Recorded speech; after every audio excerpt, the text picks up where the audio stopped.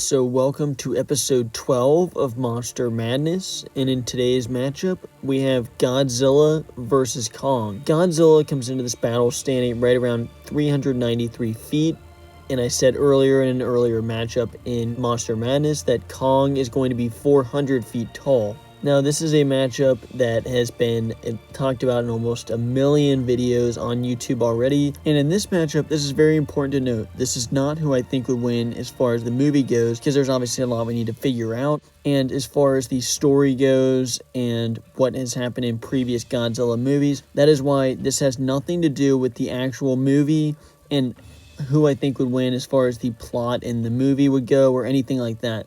This is on just based on these two creatures alone, just as if this was another random versus video. Very important items to note right off the bat is obviously that the movie thing, this is not about who I think would win as far as the movie goes, because the main deciding factor would come down to what would happen in the movie, and whether Kong would get an ability. That would be the main deciding factor in this fight overall, because we don't know what Kong's abilities are going to be exactly. We can only go off what we've seen. And the main items we can note, especially from Godzilla 2019, because Godzilla was upgraded a lot, and that basically makes a lot of the stuff irrelevant in the 2014 movie, because it really is a new Godzilla. One thing we can all agree with right away is that Godzilla wins in the water. If this fight's in the water, Godzilla wins.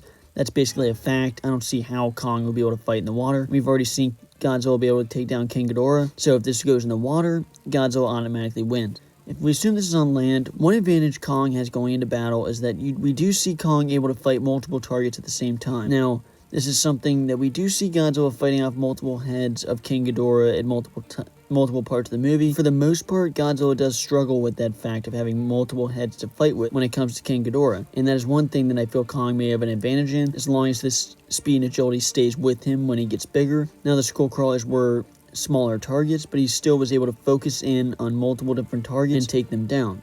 And as far as the long list goes for Godzilla, Godzilla has proven to be more durable, have more feats, fighting the bigger, badder kaijus, and the long-range weapon, the atomic breath, is the ultimate factor in this fight. Is a long-range weapon, is a weapon that I have a hard time believing that Kong will be able to take too much of this atomic breath, if at all, and be able to keep going. This atomic breath is a very deadly weapon, and for someone like Kong, who was able to get knocked out by the napalm, it's very hard to believe that he would be able to take this weapon and still be perfectly fine. I think it would do some major damage for sure. And then the last advantage I feel Kong would have in this battle, as far as what we've seen, is that he can use the environment. This is something that has turned the tides in many different fights in this universe. Kong is able to use the environment around him, use trees, different items, especially if this is in a city, then the items are limitless. And King Ghidorah was able to turn the tides in the fight against Godzilla by using the environment around him. King Ghidorah is able to fight the electrical grid, so that use of environment can come in very handy for multiple reasons. Being able to use the different items in the environment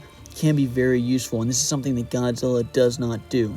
I'm going to keep this kind of short because I know so many people have covered this. This has been the most talked about matchup, obviously, because we have the movie coming up, and there's so many different factors we don't know about, and there's really so many items that I feel people have already covered. So I'm just going to get right down to it, that I think overall, I think this will be a very close matchup. I think having a 400-foot Kong will definitely change the game. Just having Kong this around the same height or taller would be very different. Godzilla is very durable, has faced so many big foes, has that long-range weapon, is shown to be so durable, getting nuked, getting shot by King Ghidorah, getting dropped out of the sky.